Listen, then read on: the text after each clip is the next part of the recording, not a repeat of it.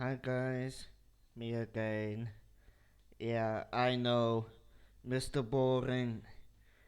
Anyway, part three of our of the universe series. Now, in the last two videos, we talked about how the Big Bang started the universe, how dark matter and ordinary matter came together and started the next started the first stars, galaxies, black holes.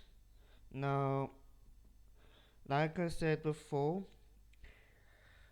the Big Bang did not distribute matter in um, in an even matter or fashion. Now, now there were denser areas um, and lighter areas where matter was less dense, and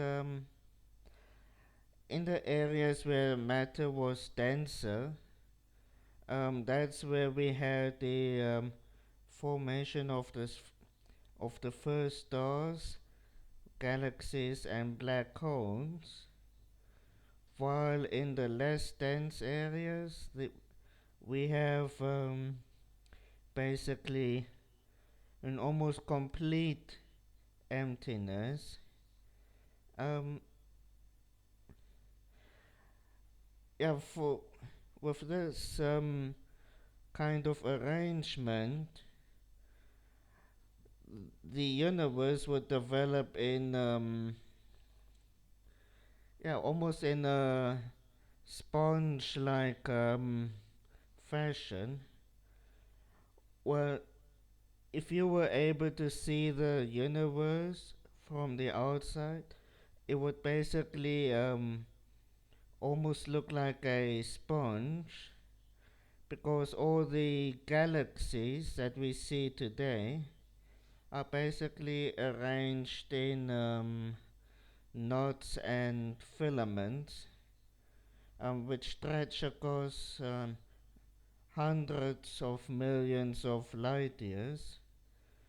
Um, Basically, the dense areas, um, the knots, the knots are basically connected to each other with the filaments or through the filaments, and these filaments are basically galaxy clusters, superclusters of galaxies, such as the Virgo supercluster, for example, or Abel 1669, for example. And these clusters are connected with other clusters in superclusters, and all these clusters and superclusters form the knots and filaments that we see today throughout the universe. And between these knots and filaments, we have voids, basically nearly complete empty areas of, well, nothingness. Now, there are a few galaxies here and there in some of these voids, but basically they're more or less empty of galaxies, though they do have some matter, some hydrogen, some helium, but besides that, they're more or less empty of galaxies. Now, this large scale structure of the universe is the result of the matter created in the Big Bang not being distributed evenly. Like I said before, the matter was concentrated in some areas and basically less so in other areas. And that's how, over time, the galaxy knots and filaments basically came together. Now, now the galaxies that we see today, they come in different shapes and sizes, from spirals, spiral galaxies like the Milky Way and the Andromeda galaxies, or elliptical galaxies that appear or look like spirals but are more elongated. And then we have the what are they called? Yeah, spirals, ellipticals, and then dwarf galaxies like the small and large Magellanic Clouds, for example. And then we have the irregular galaxies, irregular. Um, and then we have the barred spiral galaxy. And basically then there are those that are almost bowl shaped, spherical. And then we have the lenticular galaxies. Now, some of the largest galaxies occur in the center of large galaxy clusters, such as the Virgo supercluster. Now, the Virgo supercluster has about 2,000 galaxies and 160 major galaxies. Now, the largest galaxy in the Virgo supercluster has a diameter of about 5 million light years across from one side to the other. Now, the Milky Way Galaxy, where we live in, has a diameter of about 100,000 light years. Yeah, let me say it again.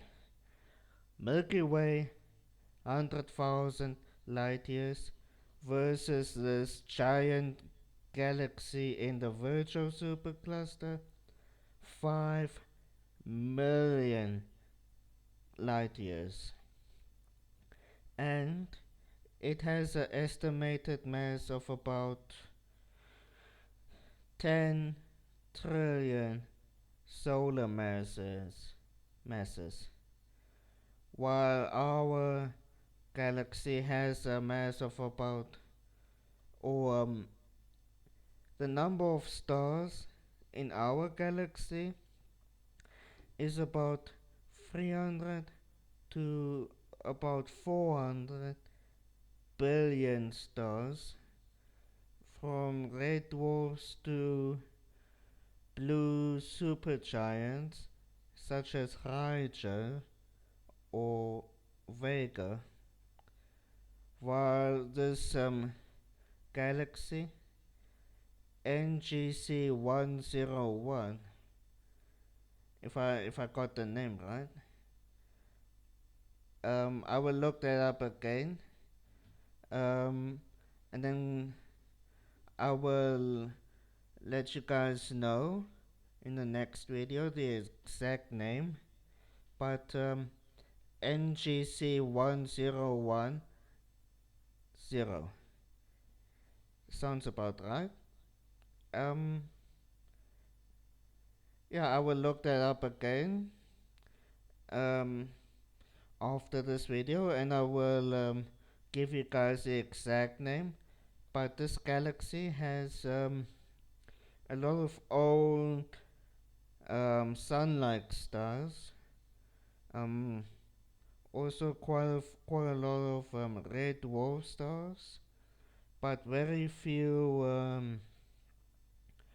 large blue stars like Rigel, because this galaxy formed when a lot of other galaxies, spiral galaxies, for example, collided and merged. Now, when galaxies merge in this way, they can expel a lot of the hydrogen and helium from which stars form.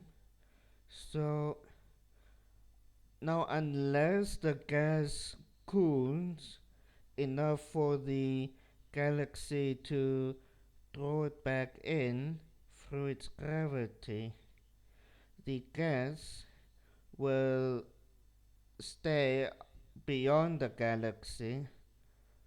It will still orbit the galaxy but not be drawn in because it's too hot for the galaxy's gravity to pull it back in. So any stars that formed during the collision and merger will gradually age and then die, leaving the smaller, longer lasting stars, such as the um, now stars that are very similar to the Sun and red dwarfs. Um, this is because when galaxies merge together, the gas within them get heated up so much that the galaxy's gravity can't hold on to it, and it escapes. Now, eventually, the galaxy may draw the gas back once it's cooled enough, but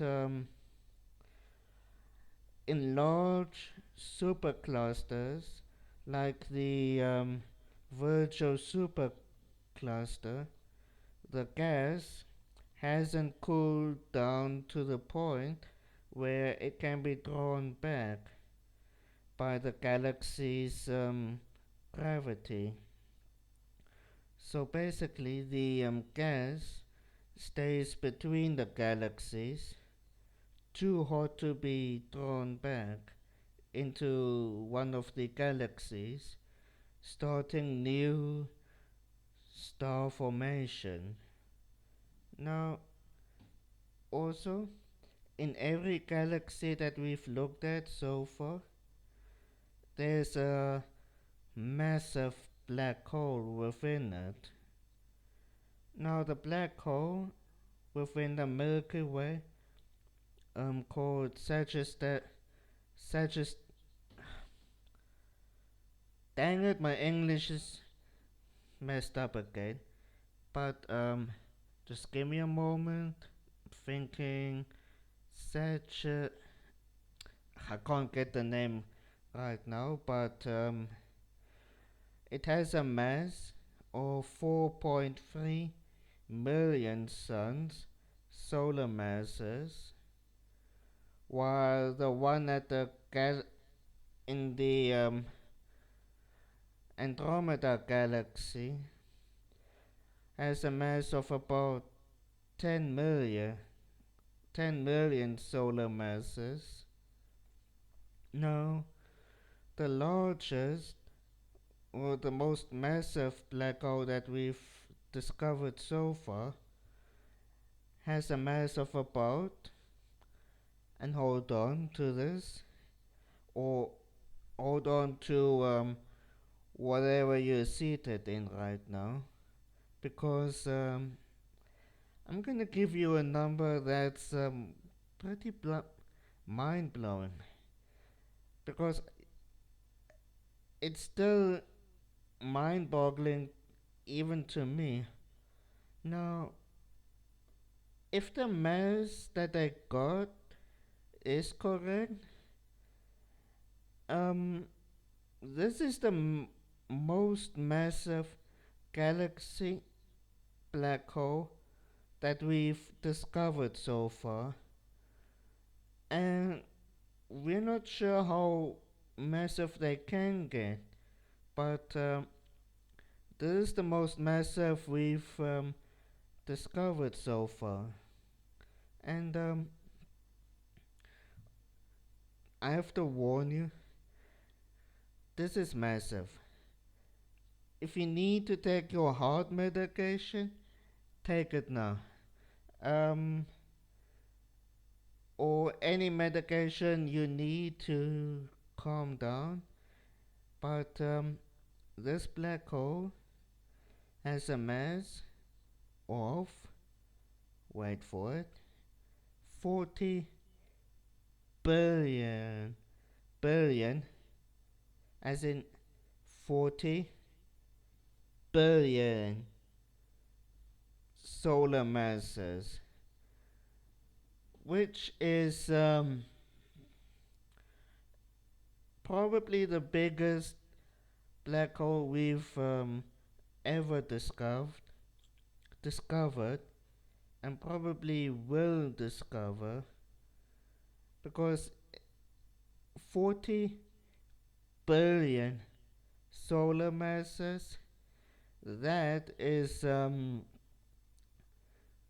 absolutely huge. But on its size,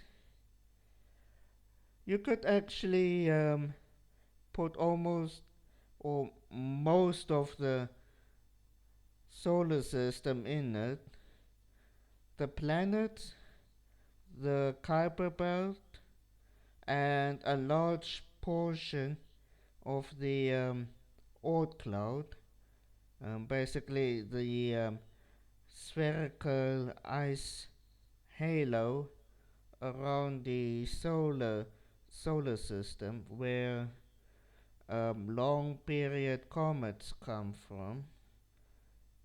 Yeah, from one side to the other, it's several light days across.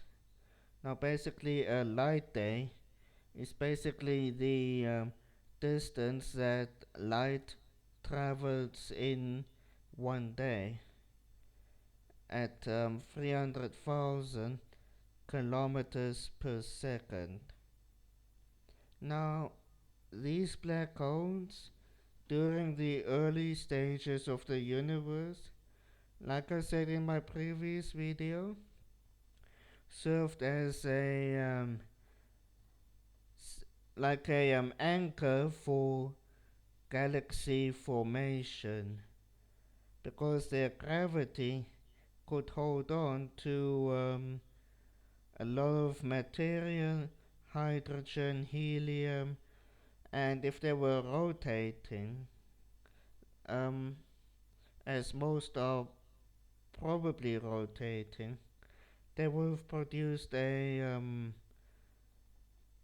produced density waves or gravity waves, like I talked about in a previous video with the neutron stars. And along these density or gravitational waves, you would have new star formation, and this is how some spiral galaxies get their shape as well. Now, with some galaxies, they don't have a proper shape, like elliptical galaxies or irregular galaxies. Um, they're probably the black holes probably don't produce strong enough density or gravity waves to give them a proper spiral shape. But yeah, these black holes served as a like an anchor for galaxies to form fully. Now, galaxies developed further by colliding and merging with each other, and as well as their black holes as well. And this is how the black holes in galactic cores became so large, either by absorbing material around them, such as hydrogen, helium, stars, planets, whatever, or by merging with other black holes from other galaxies. Um, and as these first stars and galaxies formed, we also have the development of the first planets, such as the Methuselah Planet. Yeah, it's called Methuselah after the oldest person in the Bible. Yeah, I'll talk about that someday. But this planet called Methuselah is so far the oldest planet we've discovered because it's orbiting a neutron star and a white dwarf, and it's 12 billion years old. So it formed just about a billion years after the universe formed, which was which just shows you how fast the universe developed after the Big Bang. Now it formed out of the material that these massive stars ejected when they went supernova, or when neutron stars collided. Now, in one of my previous videos, I mentioned that, or yeah, mentioned that neutron stars, when they collide, they produce the heavier elements, heavier elements such as gold, uranium, basically every element heavier than iron. Because normal stars, even the largest ones, such as R136A1, can't produce elements heavier than iron even when they go supernova, but neutron stars can. And planets such as Methuselah then formed out of this material: carbon, oxygen, silicates such as quartz, but that actually formed later. But basically the rock forming minerals that we find today in Earth's rocks, basically silicon, for example, uranium, gold, tungsten, and a few other heavy elements that we no longer see today because they're so radioactive and have a very short half-life. Now, basically, it's if you have a kilogram of the half-life of uranium is about 4.6 billion years, and now this is when half of a uranium sample has decayed into more stable forms such as lead, and through radioactive decay. Now, yeah, these heavy radioactive elements have only been found in the earliest stages of the universe because they have such short half-lives, and we normally don't find them outside outside of the out of particle accelerators such as the CERN facility in Switzerland. Yeah, they are so radioactive that they decay within matter of seconds.